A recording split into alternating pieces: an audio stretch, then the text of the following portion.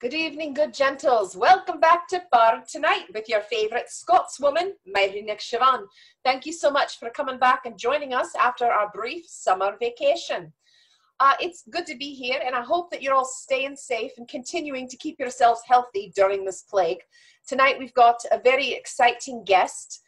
She's one of An Tir's most fantastic bardic laurels. She's the A&S Minister of An Tir. Her name is Laermodir, Sigridis Gala Eiriksdottir, Order of the Laurel, better known as Gala. Before we welcome Gala, though, however, let's check in on this week in Scadian news. As the plague rages on, the SCA Board of Directors have suspended all in-person society events through January 31st, 2021. This is sad news indeed, my friends. However, online events in An Tir are still happening, and the populace is encouraged to continue participation and volunteer as we keep the dream alive in the ethereal plane. An Tir's first online Collegium, speaking of online, online Grand Ithra is scheduled for September 4th through 7th. Collegium will be in November.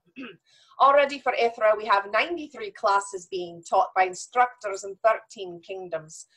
Student participants will not need to pre-register for classes, and the schedule will be available in the next few weeks. Keep an eye out on the Facebook event page or the Kingdom event page for further information.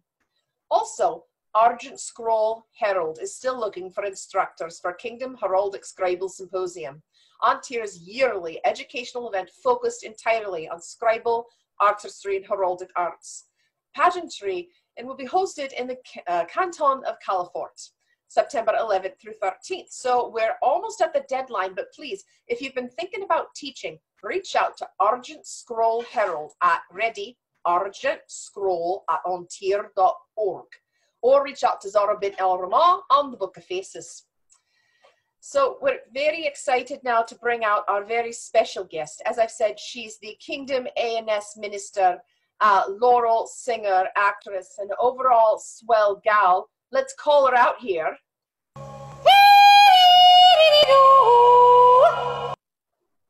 I think that worked. I'm pretty sure that's how we bring her out. Let's see, where is she? Is she coming? It might take a while. I feel it. Oh, there she is. The great Norse singer herself. Hello, Mistress Gala. How's it going? It's wonderful. It's so exciting to see you. It's been so long since I've seen you in person. Well, it's been so long since we've seen anybody in person. But yes, you're right. Definitely. It's been a long time. I thank you for joining us. You're welcome. I know you're very, me. of course. I know that you're normally very busy as An Tir Arts and Sciences Minister.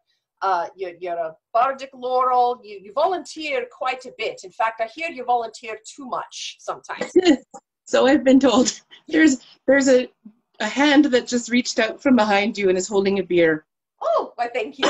Yes, sometimes I don't see my delightful and helpful assistant. So, this is like disembodied hand. That was awesome. I wish I had a disembodied hand bringing me beer. It's very helpful. Sometimes there's candies. No food, because then you'd see the food, and that just wouldn't be fun.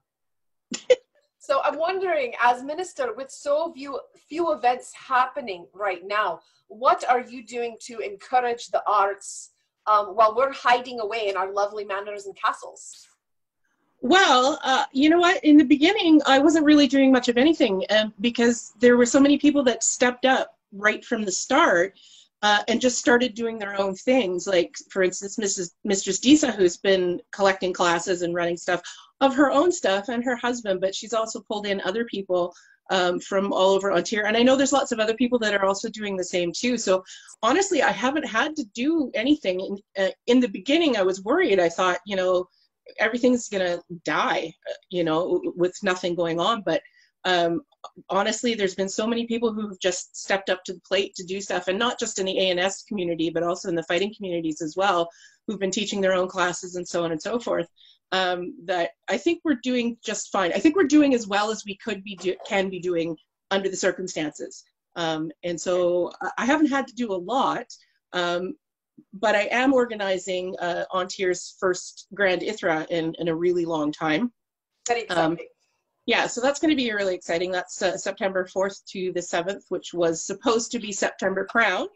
And so I jumped on that opportunity right away, which meant that things were a little bit rushed in the beginning, but I really wanted to get things out there quickly and try and, I guess maybe soothe some of the disappointment of September Crown having been canceled.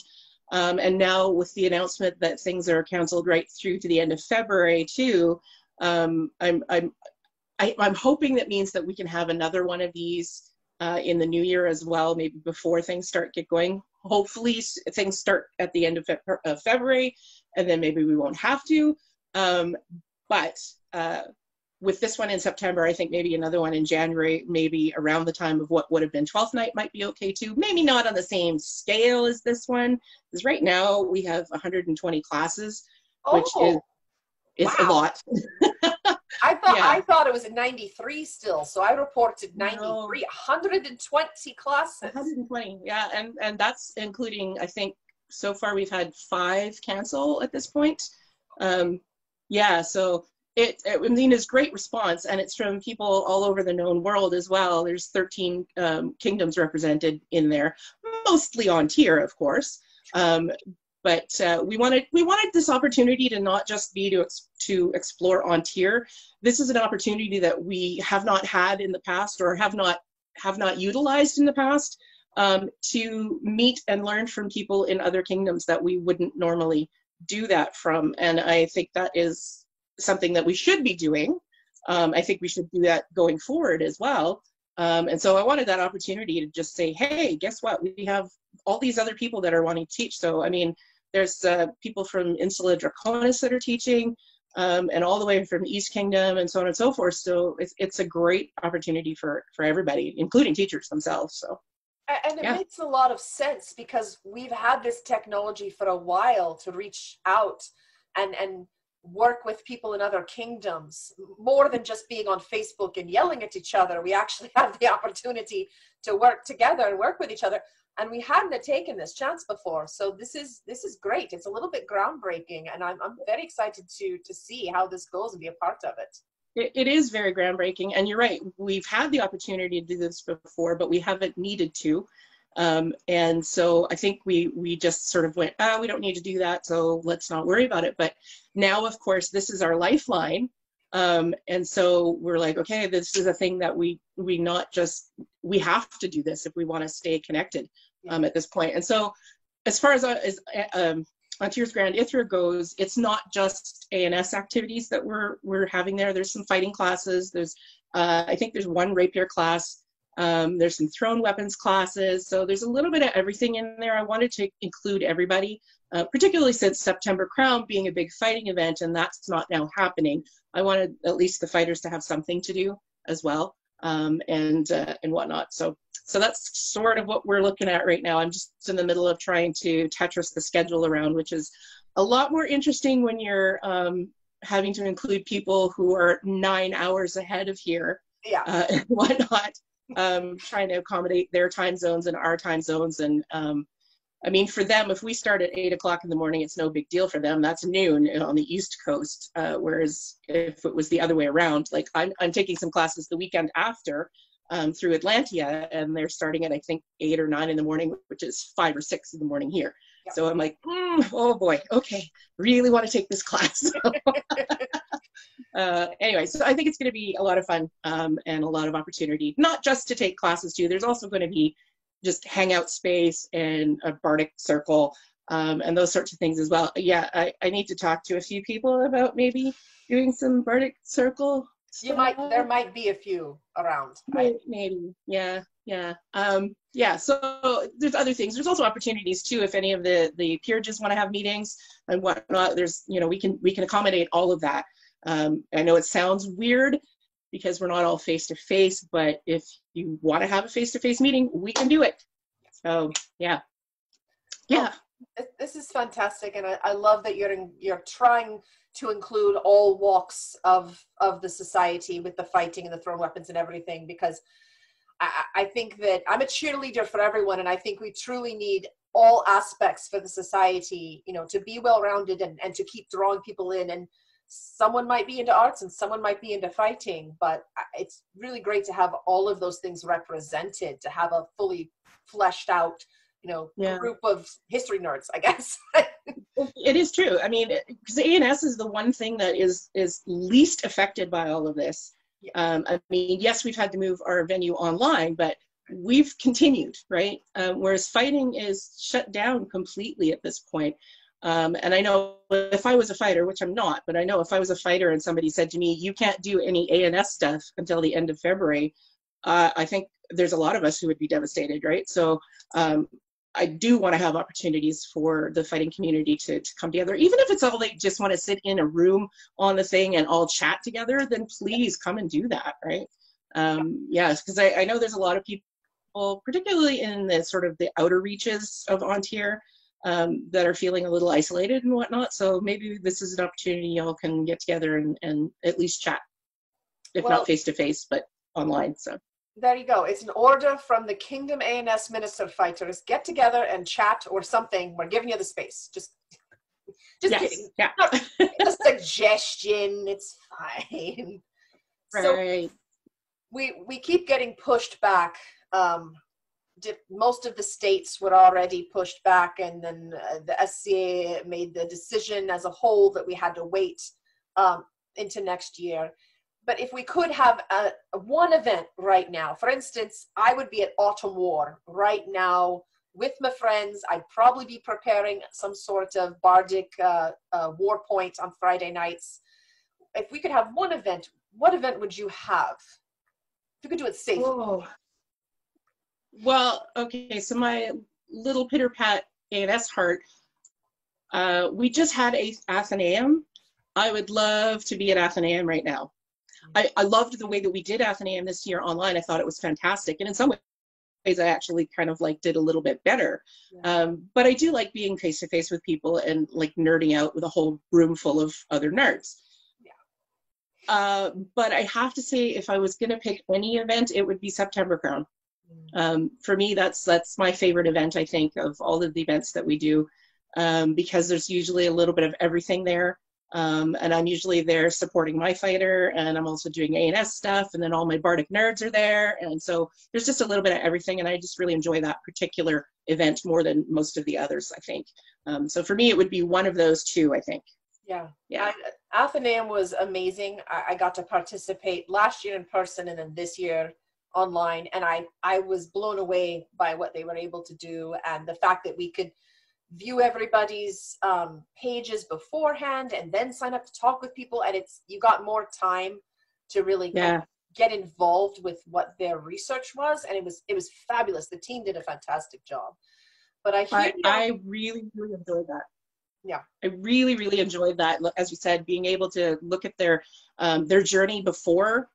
Like Athenaeum is great in that I love getting to sit and talk to people. We only have a short amount of time to try and read through their stuff and get to the fine points of things. Whereas this way, I got to see, for instance, because I sat in with you, I got to see what you'd been up to in your research, and I could look at it myself and take some time to digest it a little bit before coming to talk to you about it. And I thought that was really great. And so even if in the future they do face-to-face event again, it would be really nice though if they were able to incorporate the online bit as well ahead of time. I think the combination of the two would be really great.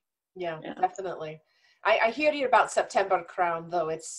It's definitely got that old SCA nostalgic romantic appeal, and that would be a lovely one to be at. Definitely, it's a beautiful. Well, fingers crossed we'll have a crown.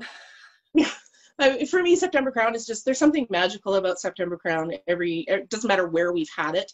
It's just always been a magical event, even when it's 7,000 degrees outside or pouring rain.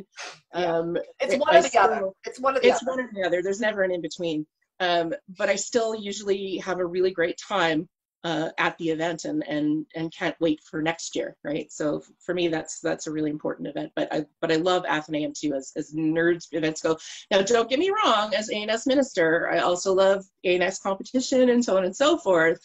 But that's a working event for the A&S Minister, so I don't really get to enjoy that event very much. Whereas Athenaeum, I got to enjoy the event. So yeah. That's fantastic. Well, yeah. when we do eventually come back, is there anything that you would like to see, any one aspect you'd like to see change at all?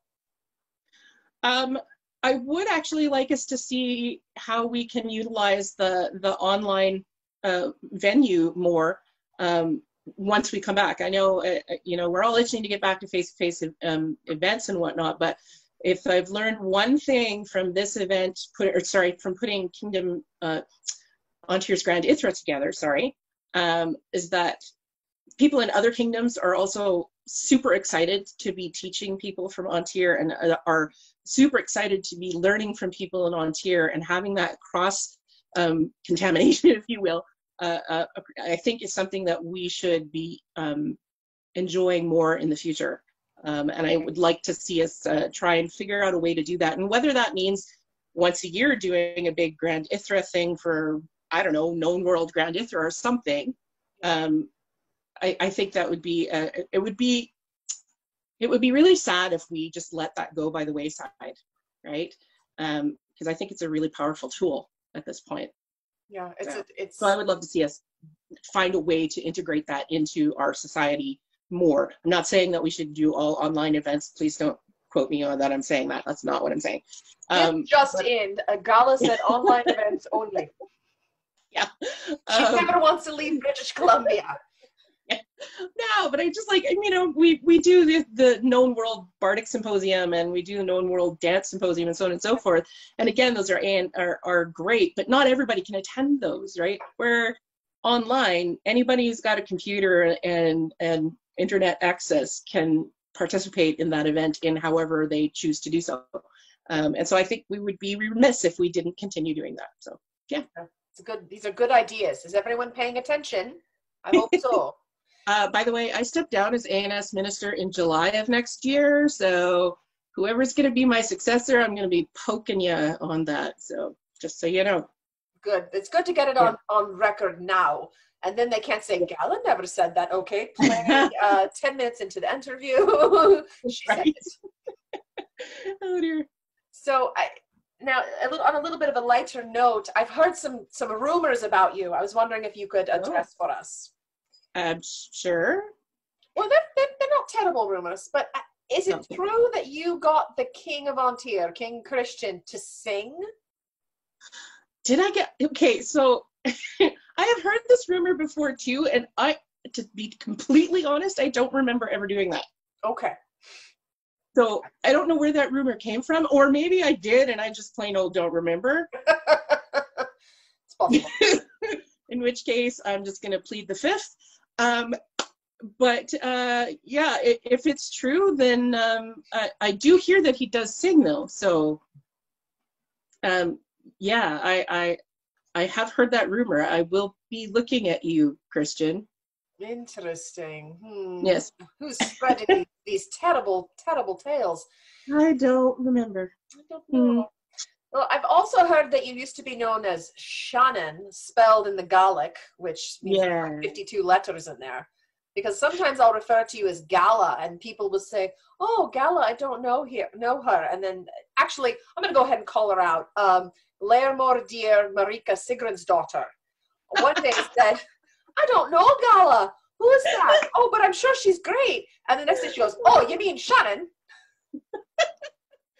All right. Why the mix-up?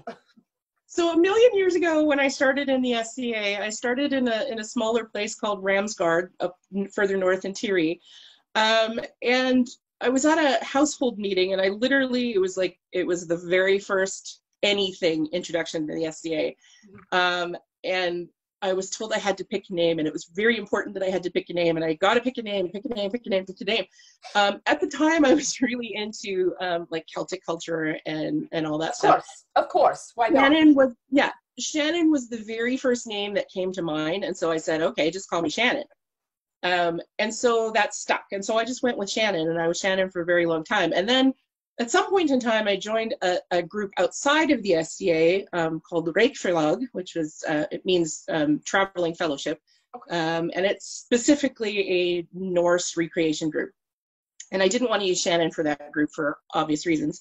And so I chose Gala, which in hindsight, I kind of wish I hadn't done, but anyway, because it turned out to be a little bit prophetic. But anyway, so I chose Gala for that group, and so there were some people who were part of the SCA in that group as well, and so they knew me as both.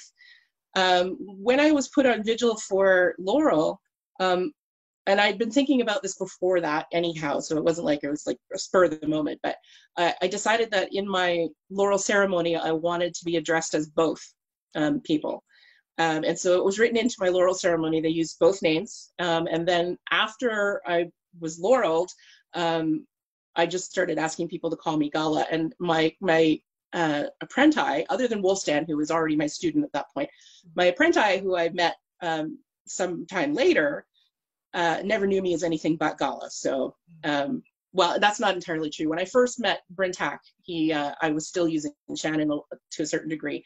And they basically asked me, well, what do you want us to call you? And I said, Gala. So I've just always been Gala to them. So it's been a slow transition. There's a lot of people who still don't realize that I am the same person. And even my own Laurel still calls me Shannon. So, and I'm like, yeah, whatever, you get grandfathered, you can call me Shannon if you want, sort of thing. But Gala is the name I'm using now. And technically it's not really a name. It's actually I guess a verb. Okay. So I'm using it as a nickname. I can't register it as a name. So I've registered, or I'm in the process of registering another name and Gala as a nickname. Gala actually means a number of things.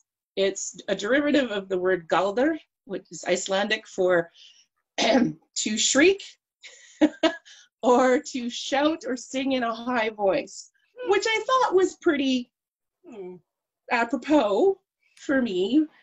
A bit, just a wee bit. Yeah, I didn't know that so much when I picked it, though. That's why I say it was a little bit prophetic, because it became prophetic.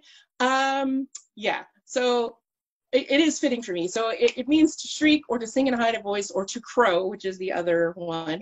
And it has to do in the Norse culture, particularly in the Sami culture, though. It had to do with their religious rites and whatnot, and the Volva or Seder, the people who were performing those things were said to be galdr. They would sing or chant or shriek in a high voice. So, yeah. So now that's what I use, and it works. It does get confusing, though, when people are talking about me and then Duchess Dala.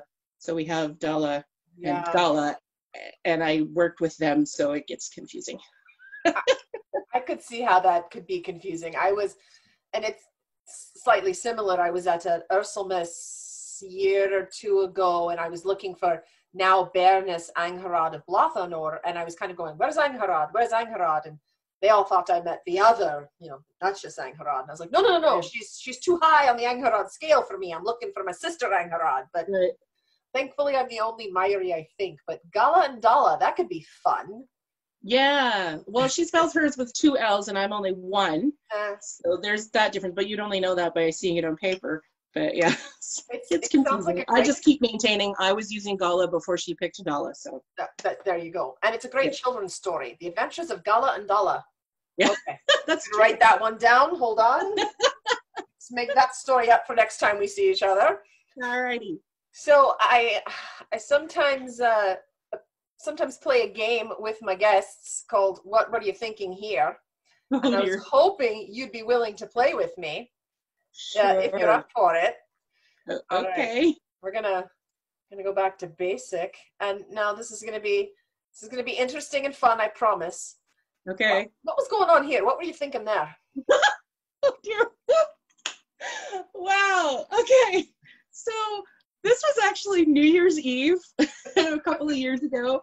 And I had been hired actually to play Viking music for a corporate event that was happening at the Stormcrow Tavern in Vancouver. And so I was there in all of my Norse regalia, what you see me in right now, and playing and singing music at this thing. Well, one of the other entertainers there happened to be a balloon artist. Yes. And so he made me this.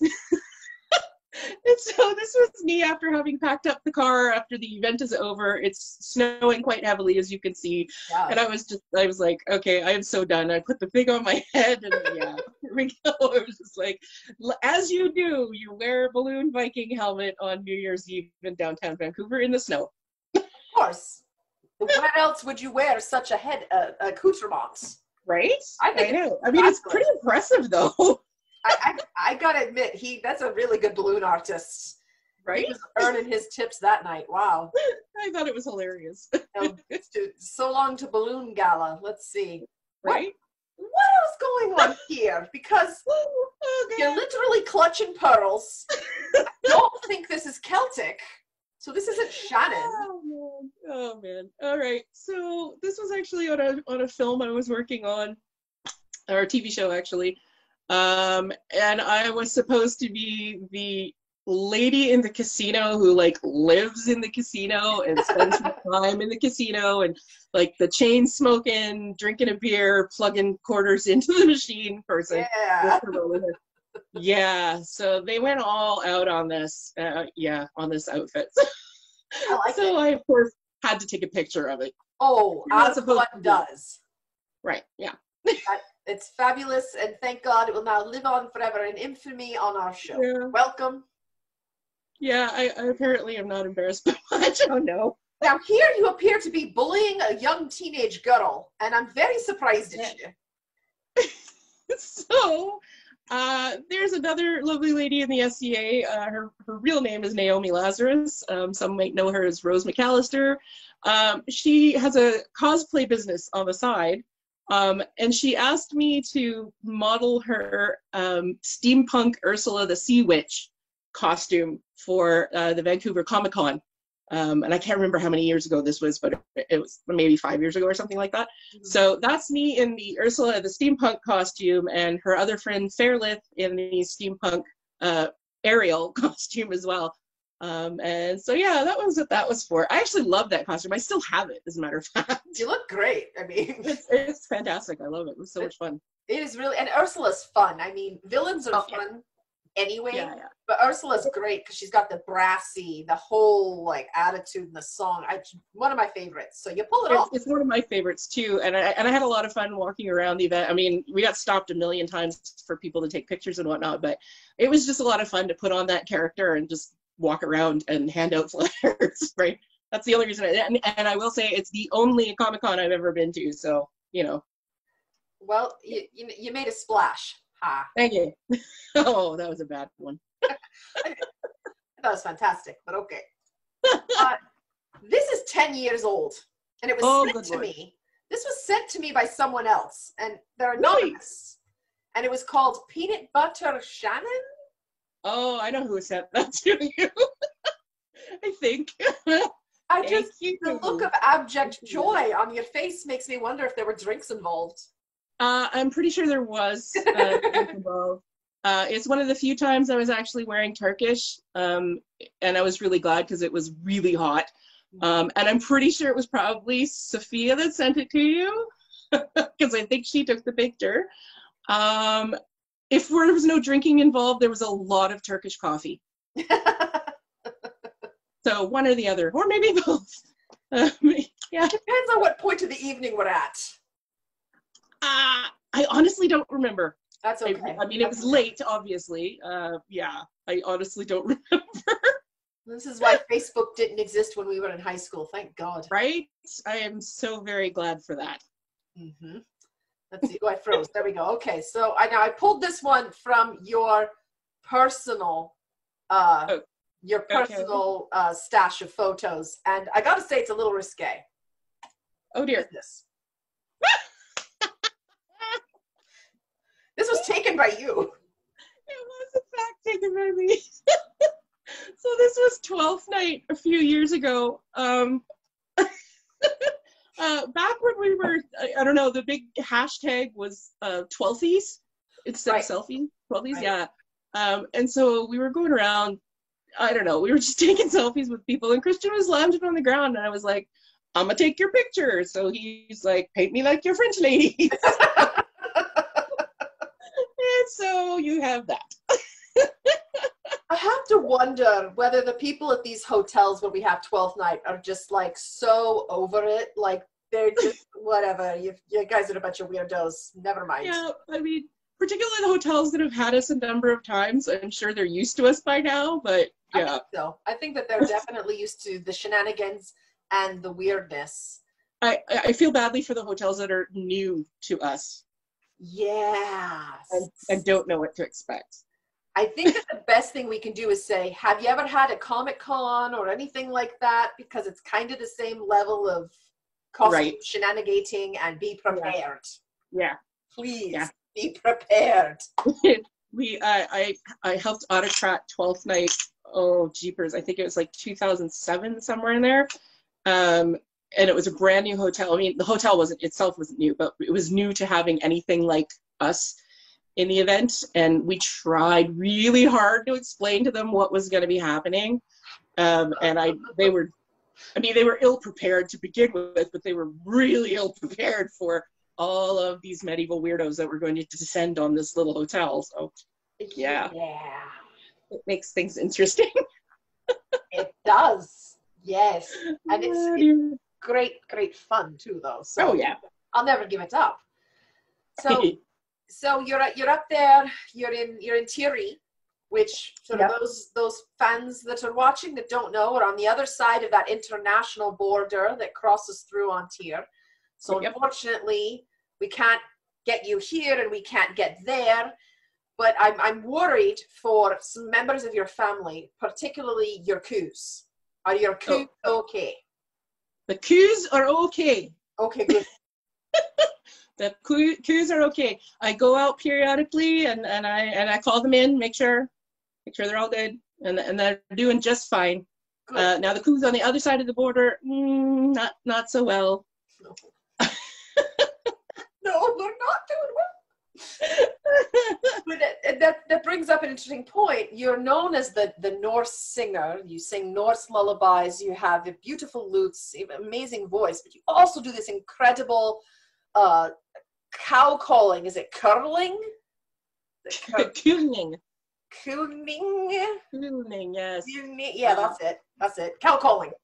It's cow calling, yeah. It has a number of different names depending on where you're from, but the major term is cooning. Coo being cow. So you're cowing. Anyway, yeah, I started doing this actually. I was preparing for a Kingdom Bardic.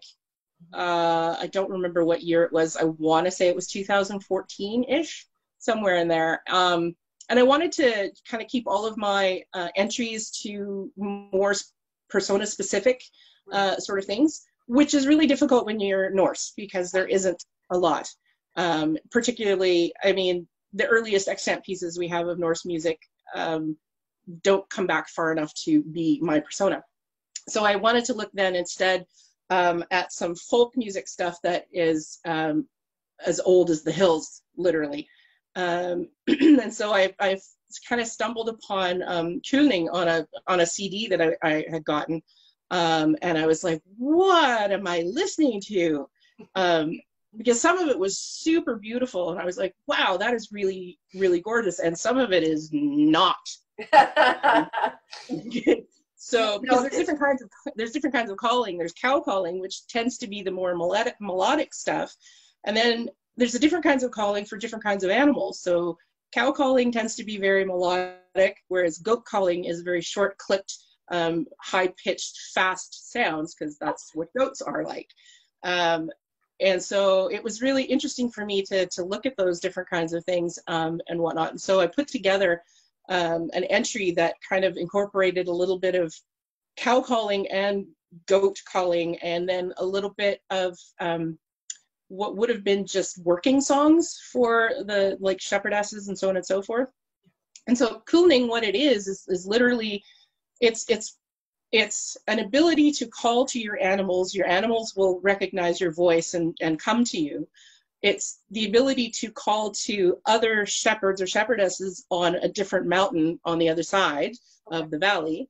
It's also a means of scaring away predators. It could be like for instance, there's one working song, it's not really a working song, but one song that I do that it's a warning song. So basically it's one shepherdess saying, hey, there's robbers in the woods, they're killing our cows. Oh, wow. This, you know, here, just so you know, this is what's happening and please come help. And so it's a whole lot of different things all mixed into this one title of cooning. Okay. And so that was the thing I looked at in my piece. And I also did another one that was on yoik, which is a specific animal calls for the Sami people. Yoik, yeah. And I mean, it's all sort of part and parcel with Sephardic songs and yodeling and all of the sort of shepherding type of music.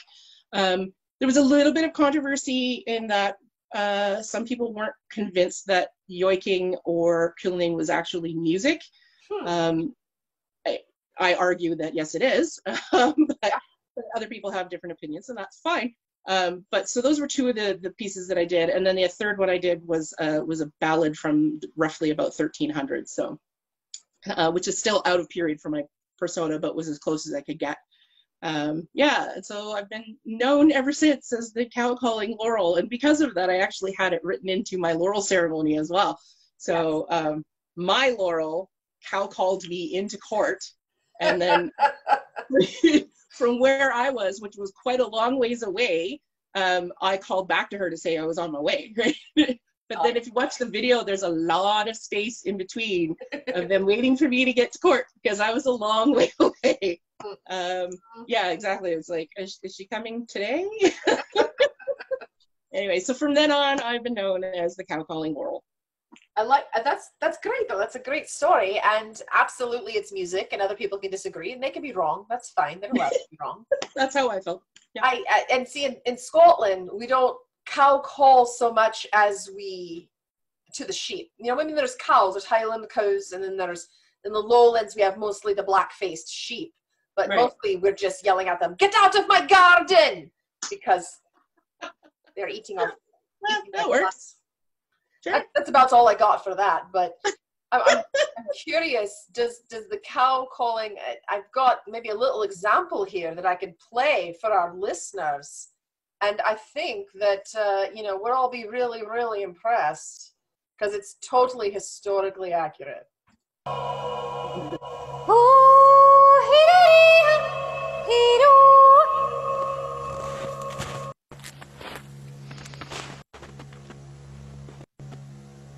Oh, hurry up and sing, lady.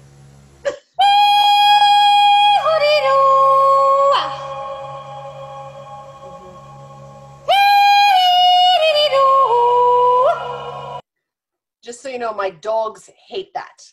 Oh yeah. You know, like before I moved to where I am now, I lived on the other side of town on the backside of a ravine. And I used to go out in the backyard and practice, which my neighbors thought I had lost my marbles.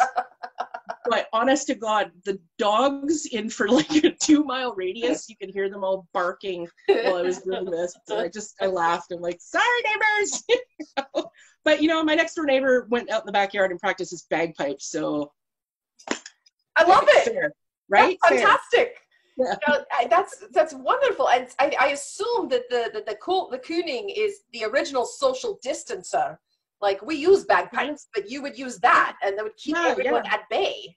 It's absolutely true. Yeah, yeah. Now this lady you were listening to, I'm assuming that was Jonna Yinten. It was Jonna Yinten. Yeah, I love Jonna. She's lovely, but she does a lot more modern. She does cooning for a more modern sensibility. Now, some of the calls she's using in there are absolutely period calling styles. But she does it. I mean, there's a lot of effects she's put on there and so on and so forth. But she's doing it to be much more melodic and much more accessible to people who aren't music nerds. So the lesson to take away is, and Jonna's beautiful, a very, very big following. She's an amazing at what she does. But the lesson to take away, folks, is if you want to learn that as in the time period, it's not going to sound so heavy melodic electronica. Right. Yeah. Be a wee bit different. So when you run up to Gala saying, "Teach me how to do this," it's Yeah. not the same thing. It's not quite the same thing. I mean, certainly you can take away from what I would teach you and go do your own thing. But yeah, it's not the beautiful, soaring, sort of, you know, captivating, ethereal music that you think of when you hear that kind of stuff. The actual cow calling has a purpose beyond just being pretty, right? So, yeah. So I'm really curious, does the cow calling work on your apprentices? Surprisingly well. Oh, You really? know, I have a time or two run a camp kitchen, and when your apprenti and their accoutrement and their families and so on are scattered across an event, you know, and some are over in archery and some are all fighting and some are, I don't know, in the shower, I don't know, and dinner's ready, I just cow call. And usually they all hear me. So, Bloody brilliant. right, it is. And I mean, if you really want to get really technical with it, you could invent specific calls for specific people. I mean, when I was nerd heart, I'm like, do it. right? So cool. Yeah. When I was a kid, when we were over at my aunt and uncle's house, they had a signal that was for each one of us kids. And so they would use that signal when they wanted one of us to come. I was like, dude, we could totally do that with Coolning. And yeah, I need Myri to come to the encampment right now. Who's taste? That's right. Yeah. But it really does well. It works well. It works a lot better though if you warn your neighbors that this is a thing that might happen. Can you imagine? Right. I have a time or two given a neighbor a heart attack. Just, yeah, so you might want to just go and warn them and say, so there's this thing that might happen. Yeah. Randomly throughout the day, generally at dinner time though. Yeah. It's like clanging the dinner bell, right? Only historically accurately. It's perfect. It's brilliant. That's right. I cannot wait to see it put into action. Yeah, you know, it's one of those things I can only do in an outdoor event. Yeah. Indoors is all bad. I did it once indoors. Actually, I was doing we were doing a big demo for the Royal British Columbia Museum. That's what it was, in Victoria. And somebody asked me to do one there. And it might actually have been Viscountess Nadezhda that asked me, but and she was the one organizing the event, so she should have known better. But anyway, he asked me to do one, and I did it, and it was very loud. It was very loud. It was a very large vaulted room, and like literally, I think the entire building came to a standstill when it happened, which is kind of fun. But on the other hand, I was like, I'm sorry. I was asked. I was told to do this. Yeah. So. Not your fault. No. So you've been a Laurel now for it's 4 years or 5 years? It was 5 years in July. 5 years in July, and you have 3 apprentices currently. 3 currently, yeah. Because I think some people may know Wolfston was very quickly elevated to the Order of the Laurel at Kingdom Arts and Sciences in March. Yes, so he is no longer mine. I mean, he's still mine, but he's no longer mine. And congratulations to Wolfston. Yes. So you've got 3 apprentices. So what do you look for in an apprentice? Is it because I've always imagined it's like Pokemon, and you just throw a green belt at them, and like if you catch them, they're yours. I mean, is that basically it? Well, no. What I'm looking for, so the thing was with my apprentices is not all of them are bards, which surprises people. In fact, it's kind of half and half at this point. For instance, Eleanor, who is technically not actually my apprentice, I'm just fostering her. She actually belongs to Viscountess Sophia, who is not playing much anymore. And so I'm just fostering her. Eleanor is not a bard. She does 14th century costuming and German brick stitch embroidery and those sorts of things. And she likes to stick her hands inside of goats' testicles and make a purse. That's all I'm going to say about that. Yeah. And then there's Brintak, who is a bard, but has a very different path from me, from what I do.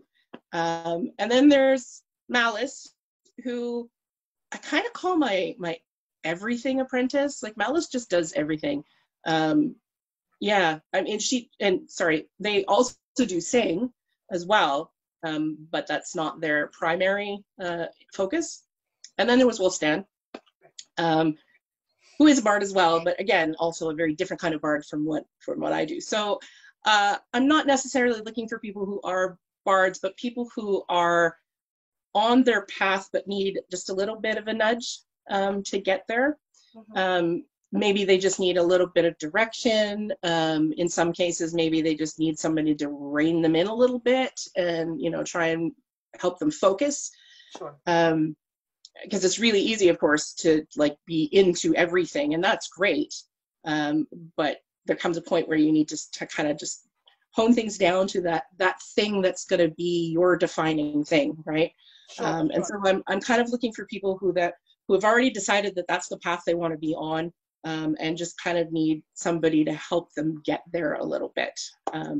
It's not my job to do the work for them. They have to do the work themselves. And I tell them right from the beginning that my journey to laurelhood was about 10 years from the time I decided that was the thing I wanted to do until I was actually laureled, was about 10 years.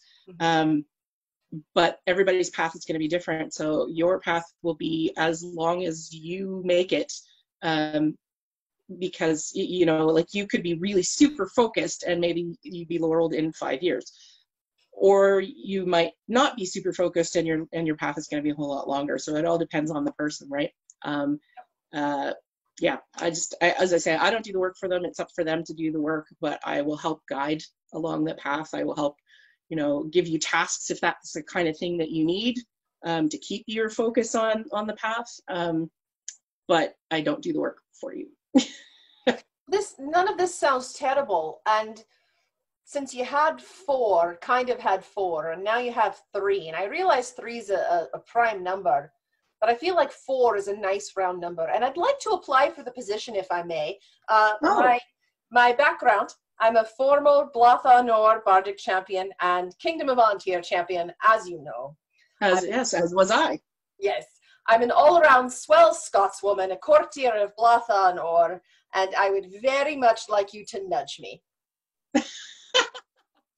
Well, I think that is something that we probably can talk about. I have seen you perform before, and of course we talked at Athenaeum, and I was quite interested in the research that you were doing, which again is way different than anything that I'm doing, but that's okay. Yeah, I think that would be amenable to me. I mean, I probably should talk to the others as well, but really it's up to me. So I think that would be fine. We might have to fight with the others over Wolfstan stuff, because now that he's moved off and gone to Laurel College and whatnot, they're all like fighting over who gets his room and who gets to have his stuff. And yeah, so you might have to wrestle with them a little bit. But I think we can probably work something out. Excellent. Sure. Yeah. So we will call this good then. You can't take taking backsies. Oh. Man. Isn't there like a return policy or anything like that? No? 7 days, but you have to keep your receipt. Oh, crap. I think I already lost the receipt. Hi, everybody. I'm Mistress Gala's apprentice. Suck it. She's mine. You can't have her. Woohoo! No fighting over Myri. Woohoo! Celebration. Woo! I have water. That's okay. Because I don't have a disembodied hand who brings me beer. My producer, yes. He is my Lord husband and producer, and I love him dearly. He's my artistic inspiration. He keeps me fed and liquided and sleeping. And alive. So I would really love to have you play something for us if you can. I can. I think what I'm going to do, though, is we're going to pause here to take a commercial break. Just switch channels so that I don't run out of Zoom time while you're in the middle of singing. Okay. Cool. Folks, commercial break. I don't know what it'll be, but we'll figure it out later. Welcome back, everybody. And we have an exciting musical performance now by Mistress Gala. Mistress Gala has her lyre ready to go, almost sort of tuned, kind of tuned. We're going to try it out and see what happens. Mostly tuned. It's, yeah. there's never absolutely perfectly in tune with these anyhow, so I kind of have to live with the every once in a while going, oh, that's not quite right. But anyway. Live music, folks, live music. Right. So the piece I've chosen actually to do is a piece, it was actually the very first Norse piece I ever learned. And I learned it from a CD that I bought just on the fly.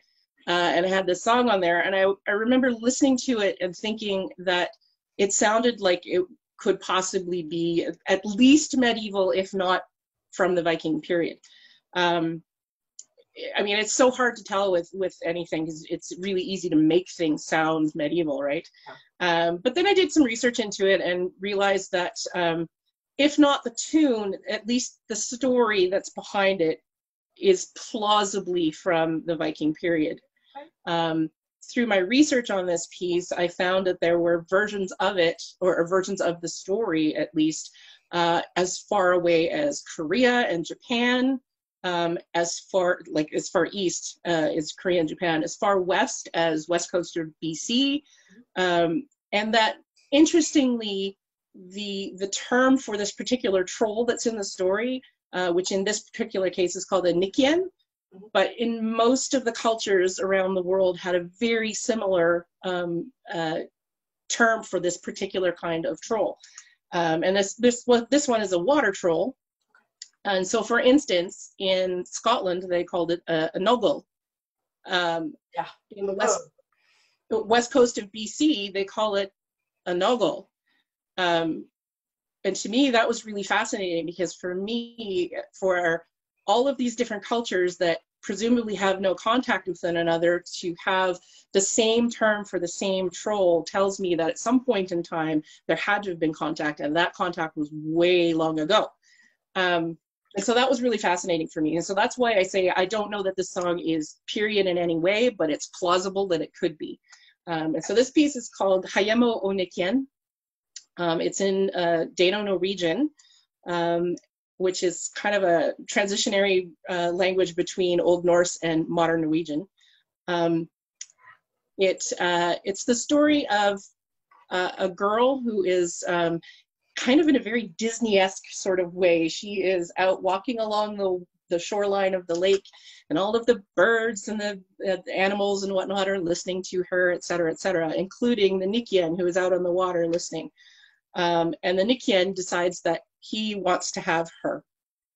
And so he instructs his boatsman, the steeringsman, to steer them to the shore, steer him to the Christian lands, as he calls it. And he's going to go and get that girl. And so through the story, he goes to the village where she lives, and there's a big party going on, and he's dancing, and he puts on all his best clothes. And then at the end of the night, he steals her away.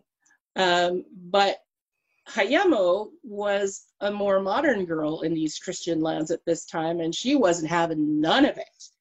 And so she stabs him in the heart. Okay. And as he lays dying on the ground, she says to him, "I'm leaving you here for the ravens and the hounds, but I will continue on." Wow. So this is Hayemo Onikyen, and I may not sing the whole thing because it's quite long, but we'll see. And I haven't played this in a long time, so forgive me. Oh, it's Disembodied Hand again. Oh, what have we got now? This is oh my God. This is my little light here because it's getting a little dark. Oh, it's a light. I thought it was a new drink. I was like, what is that? All right. Hayemo det som i liv, vakna de kvedelige drenge, de høyre nikken på havets skriv, for de har sovet til for lenge. Hayemo det som i lund, vakna de kvedelige drenge, de høyre nikken den haying hon.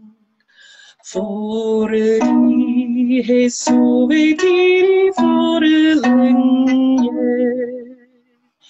Nikken han tala til styringsmann. Vakna de kvedelige drenge. Du styrer mitt skip på kristne land. For de hei sovet i for lenge. Jeg vil meg på kristne land. Vakna de kvedelige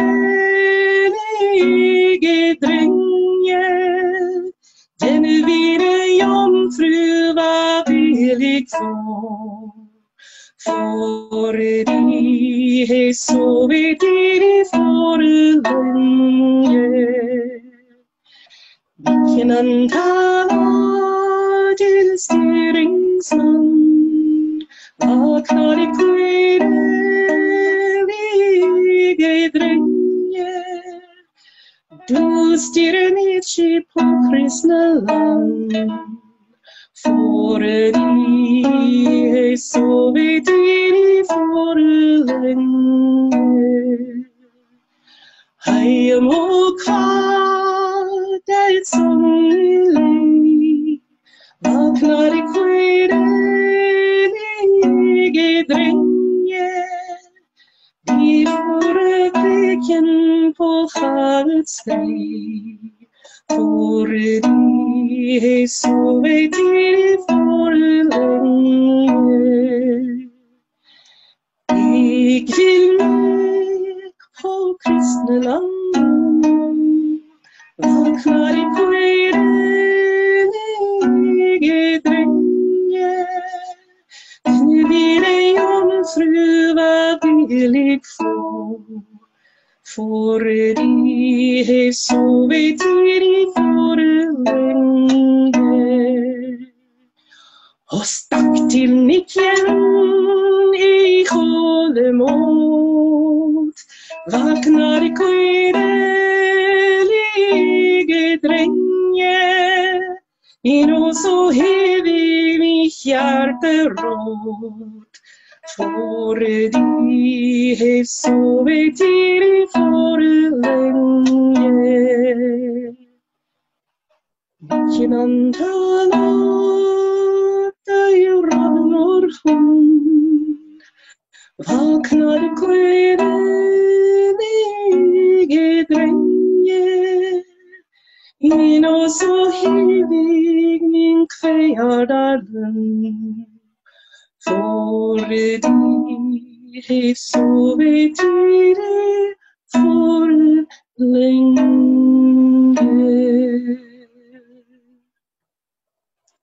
Wow, that was absolutely glorious. Thank you. Thank you so much. That was a beautiful song and an amazing story. Thank you. Thank you. And for anybody who speaks Norwegian out there, you're not allowed to point out the mistakes. And you know, there's not a better song, I think, for stabbing a troll in the heart. It's right? Oh, my dog's over here. Sorry, hello. She's demanding some attention. I think she's telling me, Mommy, you've been on there too long. It's time to wrap things up and take me on a walk. Thank you so much for joining us and having this wonderful performance for our listeners. I'm glad that you got to be my first guest back after the vacation. It was wonderful having you, and I hope to see you again soon. And remember, yes. I'm your apprentice now, and you're stuck with me. Oh, darn. Darn, darn, darn. So if anyone has a problem with me, you can talk to Gala. Right. I don't know where she is on the screen. Somewhere. Yeah. Well, right. Good night, Mr. Gala. And good night, An Tir. And we'll see you all soon, if not in our dreams. Thank you for joining us. Bye.